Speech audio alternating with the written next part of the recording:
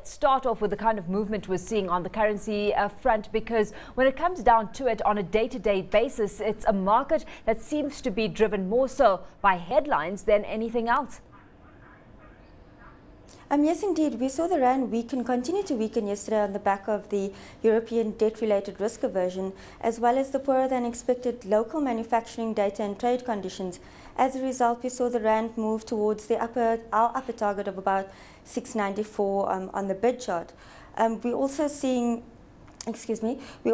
some concern coming through from the fact that we saw rand short covering overnight, which is really on the back of the fact that gold has a safe haven status, as well as the bargain hunting on Europe's Wall Street as the US earnings season gets underway.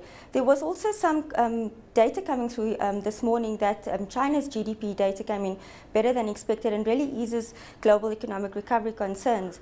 And we are trading more or less towards the upper end of the 654 to 705 target. So we really do expect the rand to recover somewhat today, given the fact that rand bears seem to be nervous about forging ahead.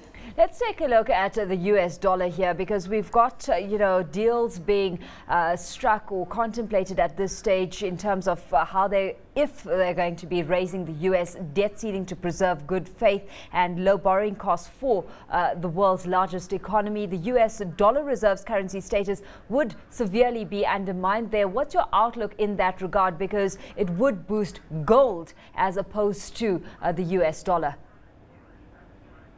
Indeed, it will boost gold, but we also have the semi-annual testimony by Bernanke today on the monetary policy report. And if we see Bernanke give expectations about the US economic recovery and the fact that it's still fairly fragile, we could see the dollar come under pressure as well. So there's something to look out for. And as you mentioned earlier, the headline reports that come through, if there's more noise coming through from the United States as opposed to the European region, we could see the dollar also come under pressure as opposed to the Eurozone. But those concerns out of the Eurozone are still pretty rife at the moment, the debt concerns.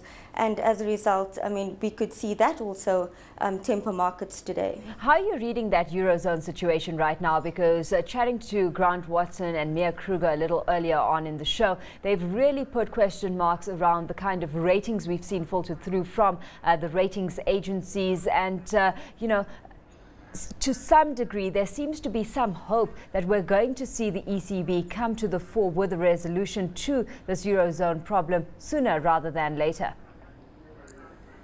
Indeed, there has been talk about that we could see that come through.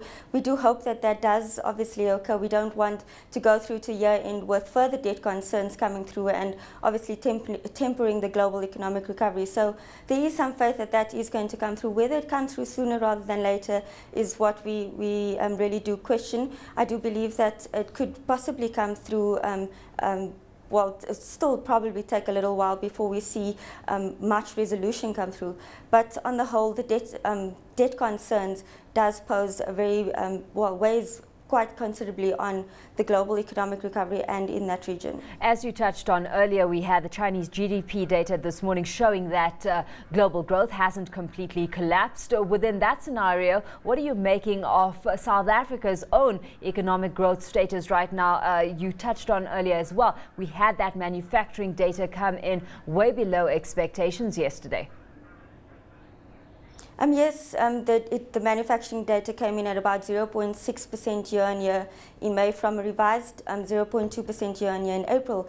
And the manufacturing sector has really been tracking the trend of the PMI numbers, which also fell over the past couple of months, and really attaching to the trend of the declining global PMI numbers come through from China, from the Eurozone, from the US. So the manufacturing sector is struggling a bit, and we could see that filter through to the rest of the year. We also see the trade activity index also much lower in the second quarter of this year compared to the first quarter, and below the 50 level mark. So there is a bit of concern about our local manufacturing production data.